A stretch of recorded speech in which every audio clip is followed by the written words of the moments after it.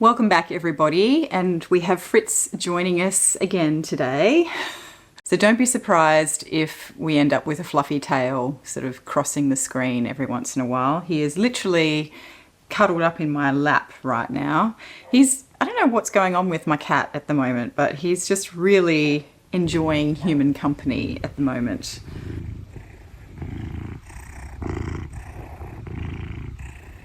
Anyway, today I have a little bit of a different video for you. It's kind of a combination chit chat about the fragrances that I took with me to Victoria for a conference a couple of weeks ago.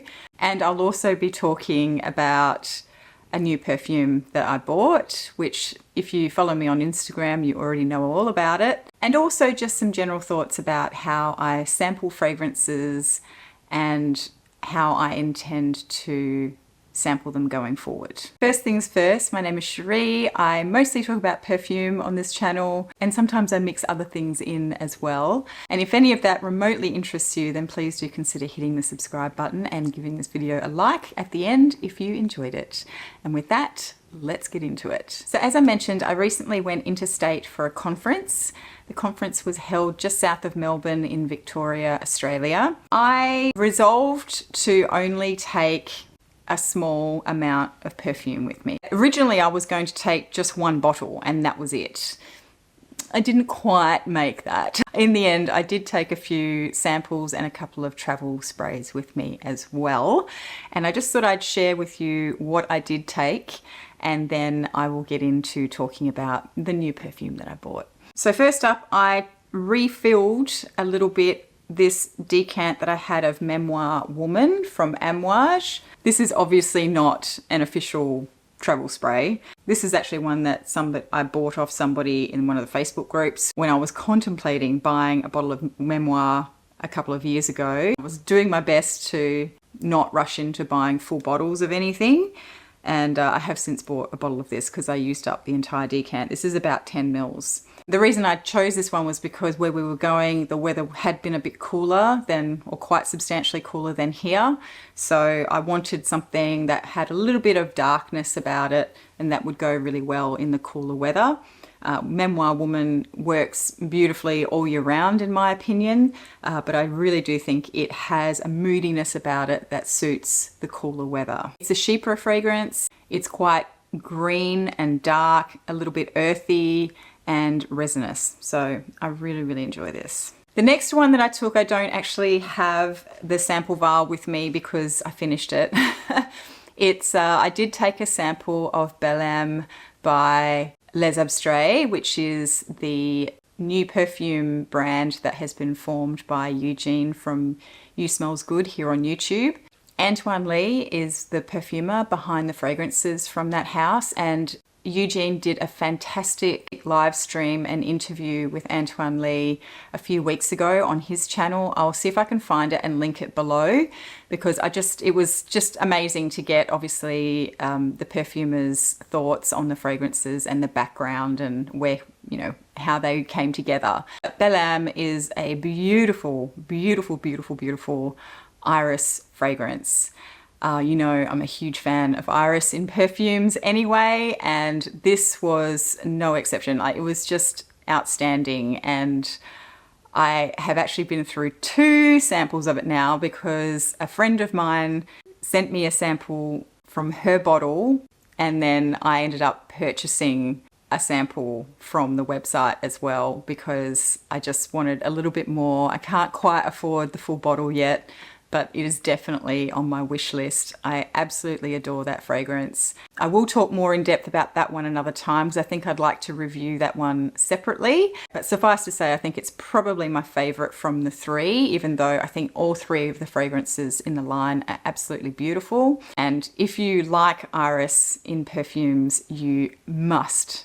Well, you don't have to, but I recommend getting a sample of Belle Âme from Les Abstraits. The next sample that I took with me is a sample from a new Australian house from Melbourne actually, and this is called Manhattan Cherry.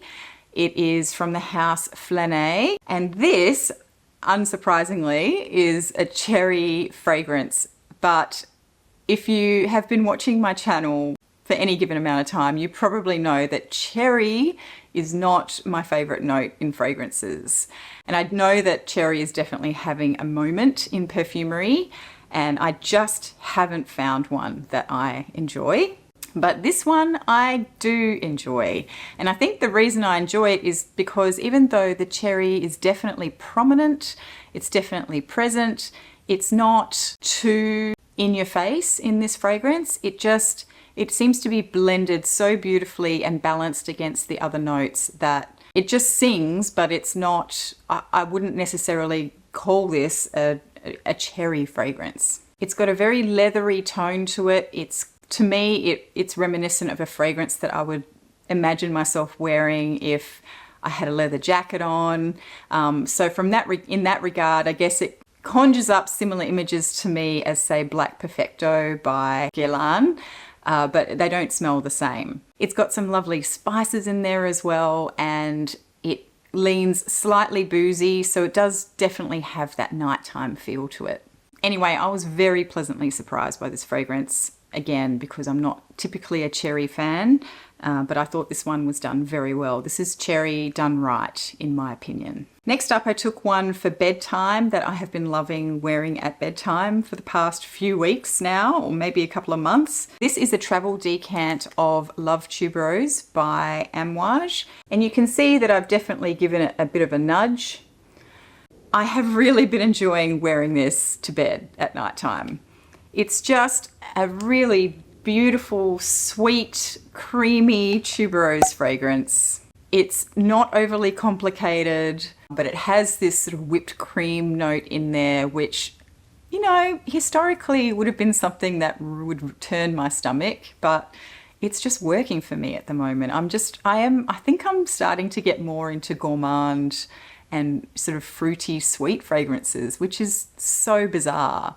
But I'm still picky about them. My nose is definitely changing. Anyway, so I have just been absolutely loving wearing this one to bed at night.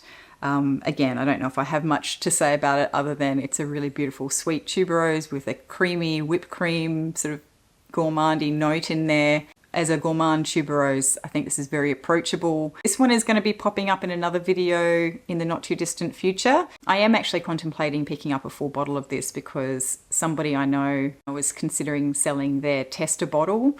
Yeah, I think I like it enough that I might want to pick up a bottle so that I can make it my bedtime scent more regularly. Especially when you think about how quickly I have gone through this decant.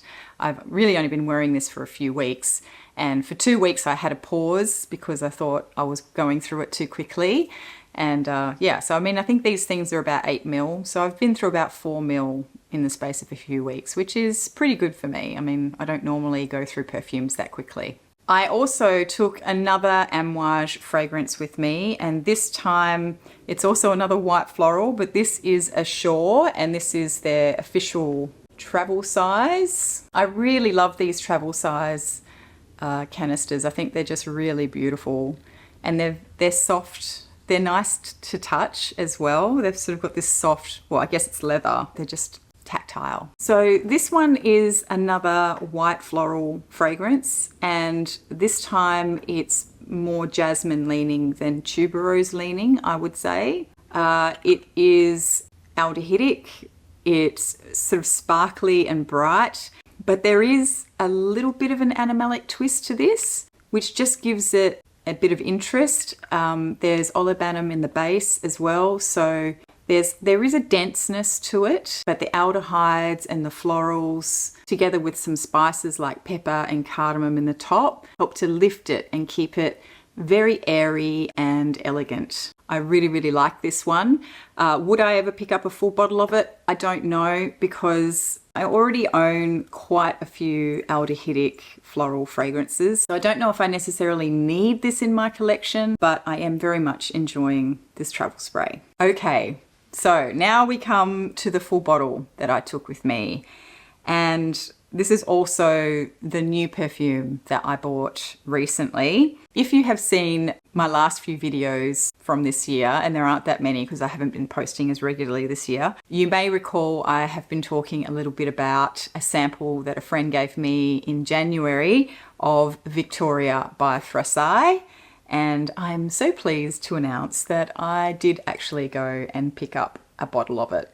I just love how they do these bottles. I mean, the bottle itself is so simple, really. It's basically a square bottle. But the fact that they put the label over the edge to just give it a little bit of an edge, I guess, I find really, it's quirky and I like it. I have talked about this before, and I've talked about it quite in depth before describing how it smells. Interestingly, since I have had the full bottle and have been able to wear it liberally, I have discovered some nuances about this fragrance that I hadn't picked up. So when I described this previously, I think I described it as being largely a fruity floral with a green, crisp, tart edge to it. And the thing that sort of was a bit of a disconnect for me was when I would read the marketing material, it was actually described as a woody floral. And I didn't actually perceive that much of a woody edge to this fragrance. So I always thought that was really intriguing. It wasn't until I started being able to spray this liberally that I started to detect the woodiness in it. So it definitely is very woody. I would say that when I first spray it on, mostly what I get in the opening is that greenness and that fruit with the floral. The fruity note largely being lychee in the top, but then I definitely get a woodiness coming through not long after I've sprayed this on. And the woodiness is largely from oud. It's not a barnyardy oud. It's very clean, very crisp, very formal smelling, which I think is why this works in so many different scenarios. And it just elevates the fragrance and gives it an element of sophistication that a typical fruity floral wouldn't have. There's also castoreum in here, and the way that plays on my skin is I get a bit of a leathery, suede-y sort of undertone on my skin, which I find to be very, very pleasant. I don't find it to be particularly animalic at all. It's definitely not off-putting to me. I just find it to be a very beautiful, fruity, woody, floral that leans a little bit leathery, and it also has quite a lot of musk in here as well, which also lends to it an element of fluffiness, or fuzziness I should say, because I wouldn't necessarily consider it to be fluffy and airy. It really is a very interesting fragrance and I absolutely love it. You know, if you like the sound of this sort of tart, fruity, green floral blended with a woody base that also has nuances of suediness, leatheriness and muskiness, then definitely check it out. That crispness of the fruit in the opening remains the whole way through. So there's always this element of sweetness and crispness to it, even when those leathery, musky, woody undertones start to dominate the fragrance. So as I said, it's very unique. I absolutely adore it. So happy I picked up a full bottle, and I have been wearing it non-stop. I pretty much wore this most days while I was at the conference. That is Victoria by Frassai. So that whole experience of really picking up on other nuances within the fragrance after getting the full bottle and wearing it more liberally has given me some pause as to how I sample my fragrances. I always sample over several days. I usually sort of spritz them on my arm or the backs of my hands. I do try and spray them a fair bit, but the problem is when I come across a sample that I really, really like straight out of the gate, I tend to try and eke it out. You know, I'm quite precious with it because I want it to last longer, particularly if it's a bottle that's maybe on the pricier end and I can't afford to just go out and buy a bottle of it when I finish my sample. So I will try and eke them out a little bit. And as a consequence of that, there are times when there are little nuances within the fragrance that I don't necessarily pick up on immediately. And look, that can happen anytime. It's not necessarily about how I'm spraying the fragrance, because I do have bottles in my collection that I've had for years that, you know, one day I will spray it on and suddenly realize, oh, now I'm getting that note that I could never detect before, or, you know, this smells so much more leathery than it used to, or, you know, so I'm always learning, I'm always detecting new things in fragrances that I already own and have worn many, many times. But I think this did highlight to me that when I'm sampling fragrances, I really should, if I'm doing a wear on my skin, I really should wear it on my skin and spray it liberally, even if I very sadly don't want to use up the whole sample because I might love it. Which leads me to another point, actually, and that is that it's very rare that I come across a sample that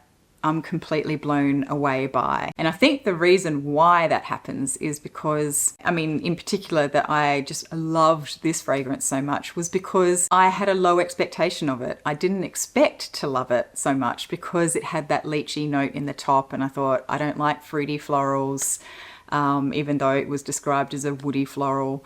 So I think it's that a combination of that element of this is a beautiful fragrance and I'm really intrigued by it and I really resonate with it, in addition to the fact that I initially went in sampling this with very low expectations and it way exceeded what my expectations were. So I often will sample things that I do love from the very first spritz, but they don't necessarily have this impact on me of really blowing me away and me wanting to like squirrel it away to make it last, because of the fact that usually if I do love something straight off the bat, most of the time I'm predicting that I'm going to like it. And so my level of expectation is already higher.